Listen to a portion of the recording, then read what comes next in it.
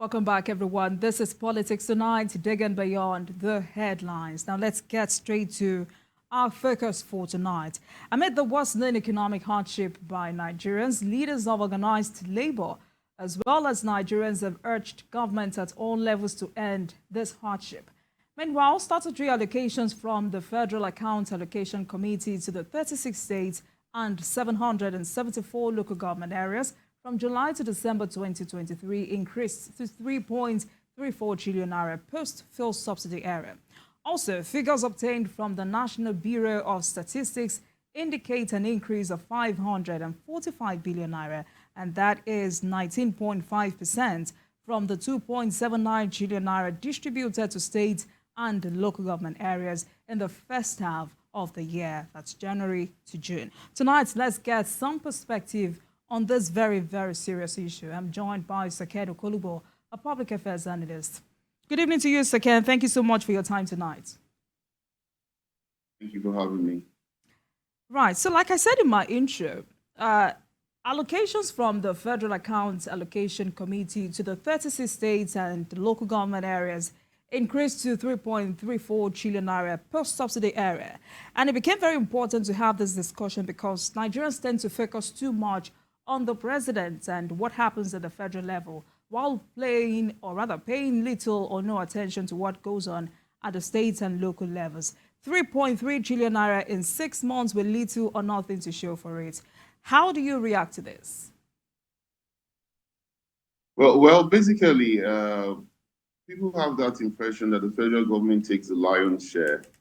And so that is why they always will put the blame on the federal government of Nigeria before they go to the state government. But we are running a three-tier of government in the executive. Like you rightly said, if you go by what came in December, it was about 1.6 trillion for the entire part. In January, it was about 1.13 trillion, and the states got about 396 billion, and the federal government got about 383 billion. But if you look at what came out, VAT came out 456 billion. That is said to have been generated from the states. And there is always this impression that, oh, we generated this much, or the oil derivation funds, which is a statutory allocation, where 13% came to 57 billion for January. It is also said, oh, the states have put in this much, but the federal government takes in 383 billion. And we get 396 billion, the 36 states, including the FCT, and the local government got 288 billion. So it's not absurd if people see it from that perspective. But the states should also up their ante because with the removal of fuel subsidy, none of the states have seen the kind of funds that they are sharing as it is right now, and even the local governments. But it also depends on who is in charge of a local government. Like, for example, I'll tell you that from Ukpari local governments where I come from, the chairman is doing tremendously well in terms of giving out palliatives. We have monitored and we have seen that we have 10 wards, for example. There are a lot of palliatives that go into each of those wards in this local government area. Not all the local governments in Delta that is Delta State, is reporting the same. Just like I've told you about my local government, which I am quite impressed. In the States, we have seen Yobe and we have seen Borno giving out a lot of palliatives. But when you talk of palliatives, it is a bit relative because this is trying to cushion the effect. Overall, Nigerians are really suffering, if we must call a spade a spade. 28% in inflation is the highest we have had in the history of this country. And unemployment is still at 33%. So it gives us the highest misery index. Unfortunately, they will say this government did not inherit this situation. But like the president has always said, he would drink the Panadol and he would take the ice cream. He asked for the job, and so nobody should pity him. So where the states would now have to help him is to support the initiative that the federal government is bringing. But as it is, it's like as if this initiative is rebounding. It's not working for the signage between the states and the federal government. Because if you look at the palliatives that they said was given to the states. It was supposed to be 5 billion. The federal government has given 2 billion, and there's still 3 billion outstanding. But we have not heard each state what they have given to the local governments, just like the way the federal government has also given to them, being the one with the majority share. The states take the majority share than what the local governments take. I am not aware of any state that said, look, I've given this X amount to the local government as a way of palliative. So I think your perspective is right in a lot of ways. The states would have to up their ante because people are really suffering. Everything is dollarized. If you want to buy petrol, if you want to buy tomato, if you want to buy pepper, even goods and services, they tell you that dollar is 1,500. They quickly divide it and they tell you that this is the amount. Even to electronics, even to just a bucket that you are going to buy in the market, they are all on the increase. Things that you are buying for 1,000 naira is selling for 2,500, 3,000 naira, all because of the situation we found ourselves in the economy. So the states can do a lot. And also the National Assembly. For example, the House of Reps, they did confirm that 100 million was given to them in terms of palliatives. But a whole lot of the members of this House of Reps, though some did complain that they might not have gotten the funds from the Ministry of Agriculture, but the constituents have not felt the impact of this 100 million. So a whole lot of the tiers of the government are to blame for the people not having enough to cushion the effect of this serious hardship that we are facing right now as a country. Right. I mean, 36 state governors, but just few of them have done something just to cushion the effect of the subsidy removal. And it's been said several times that the state governors should be held accountable by the masses. Now, my question here is, how best can citizens hold state governors accountable? Yes, it's just like what we are trying to say. The citizens must be alive to their responsibilities. State governors do not prioritize. Sometimes they embark on projects that you can describe as wasteful, that you can also describe or not having an impact in terms of, you look at it from the economic perspective, where you call scale of preference. You know, what can make a direct impact on the people right now? What can I put my funds into right now in terms of budgeting that the people can feel the impact? People need to have roads to be able to sell their products. People need to have lights so that they cannot resort to fuel and diesel. We know that the Constitution has given the opportunities for states now to explore the options of generating their own electricity, unlike before that it was on the exclusive legislative list. That has left to the concurrent list. So the states will have to up their ante and supply power, roads. These are two very key areas. If you have the roads and you have power, the citizens would now have a way of not spending their funds so much on transportation, so much on buying energy, and so they'll be able to concentrate on the little ones they have, to using it for their either businesses, their buy goods, and also provide services. And then some will say, look, they kick against palliatives. Just give us all the infrastructure and don't even give us palliatives and we'll make things work. But you see, Nigeria is not a country that you can that is known for production. We don't produce that much. We've been talking about life beyond oil. We talk about the Ministry of Agriculture. We talk about the Ministry of Mining. These are all under the exclusive legislative list, and we have not been able to harness those areas. The states can also try, even if they are in agriculture, to actually harness what they can have and encourage the farmers to export. Although, for example, they're very rich in cocoa, Delta and other areas, Edo, in mango, you can have palm oil, you can have cassava, which were found out to be very good in terms of flour. States are basically just waiting cap in hand to go and collect from the FAC account. And this has made a lot of the states very lazy in terms of internally generated revenue. All this can put less pressure on our economy to be dependent on oil. We know we actually run a mono economy that has only one product that it sells. And so once that product is on the high side, it affects our economy generally, and that's why our economy is based on dollars. So people can hold the states responsible in all these things I have mentioned and actually ask of their government, what have you done for me lately? And what have you done for the people lately? Right. So I wanted to ask how Well, you're about going on with that. Please go ahead. Yeah, you ask, what have you done for me lately? Now it's easy for us to also condemn the federal government, which of course I know has a lot to do. But what have the states actually done in trickling this thing down to us? What has this done to be the big brother to the local government area to also help them? Some would tell you, some state governments will say, "I'm helping to pay teachers' salary." It was supposed to be the responsibility of the local government. Oh, we're helping to pay pensions and gratuities, which we naturally should not pay. But the truth about it is that the situation we have found ourselves right now is how are those funds being utilized? You can't use it on payment of contracts for contracts that are not going to have any direct impact on the people. People are definitely at this point in time reacting because they are hungry. And that's why you see the space of insecurity in most of the states of the Federation, because people are basically hungry and they are desperate.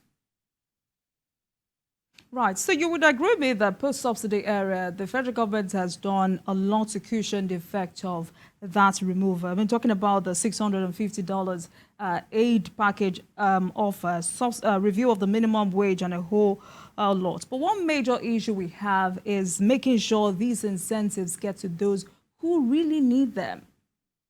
That's why I said the federal government will also have to up its game because, first of all, they're not really, just like you said, the people who need them are not feeling the impact. You put money in the pockets of people, you inflate the economy. This 25,000 naira that the president said should go to the elderly and the most vulnerable. How many of them have actually gotten this 25,000 naira? It's a laudable project because if you pay the vulnerable people 50 million as was earmarked, 25,000 naira for 6 months, you drive down the inflation. You reflect the economy. People, their purchasing power would increase. But you don't see the person next door or in your village or in your environment saying, I've gotten my own alert and it's been consistent. And, it's hard enough. We've seen that some of these funds are subject to being investigated now and has made the federal government put a stop to these social programs and asking for a committee of ministers now to oversee these social programs. So whether you like it or not, that has put a clog in the wheel of progress for the federal government. And so the people have not seen the direct impact. So the federal government would also have to up its game and realize that the time is going. It's about 8 months into the life of the administration of Bola Ahmed Tinubu. And so people are actually feeling that, oh, yes, it's still early in the day, but it's not too early in the day because Nigerians are very hungry and are very tired of hearing that things are going to improve, and when it's going to improve is the question they ask themselves. So these programs are there. It's not like they're not there, but they must put. I mean, people must feel the impact. The people that are there must be able to be selfless and know that the man out there means well for the people. But even if it means well for the people and the people are not seeing the impact, they'll care less about it. Right, but what more do you think the government can do to stimulate the economy? What I think they can do is, first of all, when these borders were shut, a lot of goods were used to find their way into the country. And even when they banned 44 items from having access to Forex, they still found a way to importing these goods that were banned. Now you have unbanned those goods. What can be done is you allow the vagrancies of the market forces to determine the value of the Naira. You have removed fuel subsidy. It's laudable that you have said the Central Bank of Nigeria should now sell oil. We need transparency. We need NNPC to be metered. We need to know the actual amount of oil that is leaving the shores of this country every day in terms of barrels. We know the Bonny Light is as good as Brent crude. We don't want to know that they say it is estimated. This is the problem that we have been having with NNPC. Central Bank of Nigeria will now tell us that, look, we don't produce. It's the dollar that is earned that we share. So let Central Bank tell us every month how much they are earning from what has been metered. If you meter the NNPC and we can tell the crude oil that is leaving, then we can ascertain the ones that are being stolen, because you have the Tantita, for example, which is doing very well in the Niger Delta, having clashes with the Navy now and again. as regards that, oh, they've caught this vessel, they've seen these people stealing from our crew, and there's still no transparency, and there's still a whole lot of oil theft going on in the Niger Delta. When you meet her, you cannot tell what is being stolen and what is not being stolen. And at that material point in time, we can know how much is coming to the CBN.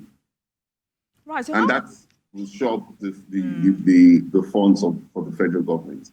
I would also like you to react to the president asking the NNPC to submit receipts of crude sales to CBN. How crucial is this development? But that's why I said it's not even only the receipts. The CBN should take charge to monitor the sales, and funds should be paid directly to the CBN. Because from what we have seen in the past, the NNPC will tell you they're doing direct purchase and direct supply. That there was underhand recovery when subsidies stopped. Now the underhand recovery is not going on anymore. So since we are not doing direct sale and direct purchase, we are not giving crude in exchange of petrol. Let the funds come directly to the NNPC, just like we have the Treasury single account. And then we can now see that the CBN, let the funds come directly to the CBN. And NNPC will just act as the marketer, as the one that produces and sells, and CBN will hold the funds. And there will be no stories anymore of where did these funds go and where these funds did not go. Good enough, we have a very competent Central Bank of Nigeria governor who seems to know exactly what he's doing. And so Nigerians will hold him accountable at that point in time when we see the economy still dwindling, when such measures have been taken. I mean, one of the issues still crippling Nigeria's economy is systemic corruption. How can we disentangle ourselves from this pandemic? It's because we have not dealt with those who have been found guilty. We play lip service to those who have been found guilty. The only way to act as a deterrent is when we use a lot of these big men, quote and unquote, who have been found guilty of corruption as an example. Then you discourage others. But by the time they find out that you can actually go and plea bargaining, you can be told to hold some funds, and some funds will be released to the government or to the state, people will continue on this trajectory. But when people actually dealt a blow and you're giving them 10 years, 15 years, 20 years imprisonment, they will ask themselves, they will think twice by the time they decide to go into these corrupt practices that have crippled the economy of this country. The civil servants are also not to be spared. A lot of the civil servants are the ones that are getting the political office holders into trouble. And so there should be a holistic approach in the EFCC and the ICPC in carrying out an honest and an unbiased investigation of these corrupt officials and use them as an example to act as a deterrent to others. Right. So let's go back to efforts made by the federal government to cushion the effect of subsidy removal. Talking about the federal government CNG-powered buses, food palliatives, among others, yet to yield this needed result. What do you think is responsible? It's because of the way the system is being run. We have to have monitoring. It could just even be one person per the 6 geopolitical zone, 6 monitoring advisors who would ensure that these buses, as I said, it will go to 1, maybe even if it is 1 per local government, 774. You can imagine the difference it will make. Where are the buses? There's been no efficiency. There's been no supply line that will make it get down to the people that are there in the grassroots. It's like when Trump got the COVID vaccines, they had to carry out desperate measures to allow these things to get to those who actually had COVID, because the supply line was almost at the point of zero. So you must rejig things at this material point in time and ask yourself that we can't continue to be doing it on paper. Just like when they said they were cleaning the register, how long was it going to take to clean the register before we start hearing scandals? And at the end of the day, a lot of those funds are stopped now because of investigation. People are very hungry. The time for people to wait for hunger, it's very limited. You cannot continue to be patient. And so the government must act on this and act now and constitute those agencies that you have not put into place, especially those ones that will have direct impact on the welfare of the people. So before I let you go tonight, I'd like to have your view on the issue of conditional cash transfer for citizens in a situation like this. The conditional cash transfer is the most laudable thing, like I think I said that earlier. in a situation like this, imagine if all those vulnerable citizens, 15 million, like you said, get 25,000 naira every month. The complaints won't be that much. Of course, things are very high. What is 25,000 naira? The dollar is 1,500. $10 is 15,000.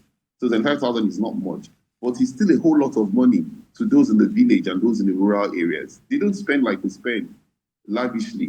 Do you understand? They don't have the taste of designers like we have. They don't have the taste of luxury life like we do have. And so most of those people would have those funds. They would drive away hunger, would reduce criminality, and this conditional cash transfer will help to reflate the economy, like I had said earlier. So finally, before I let you go, and this is going back to the issue of state governors fixing up, should immunity for governors be removed? If you remove the immunity from governors, it will distract them. But the ones that have left office, they should be made to suffer for the crimes they have committed while in office. So that will act as a deterrent for those who are still in office. But the state governors must up their game. 3.3 trillion is not a small amount of money to have gone into the states and for people to be crying as they are crying as it is now. Let's not continue to lay all the blame on the federal government, even though I've also said the federal government has a whole lot of role to play at this material point in time. Sakene Okolugbo, thank you so much for joining us tonight. As a public affairs analyst, as we focus on the state of the economy, a state gets 3.3 trillion naira in 6 months. Thank you so much for joining us this night. It's my pleasure. And thank you very much for watching. But before I leave tonight, it's important to say that the quality of life that an average Nigerian lives daily depends on the functionality of a subnational and local governments. I mean, you talk about roads, streets, schools, and transport systems, and a host of other amenities that citizens enjoy and come across in their day-to-day lives are managed by state and local governments. In other words, when other parts of the body are sick, it affects the head as well. I mean, this is not to say that we should ignore governance at the federal level, as what happens there is crucial to the well-being of the countries. But it's important that state governors must sit up. Thank you so much for watching. Good night. I'll see you tomorrow.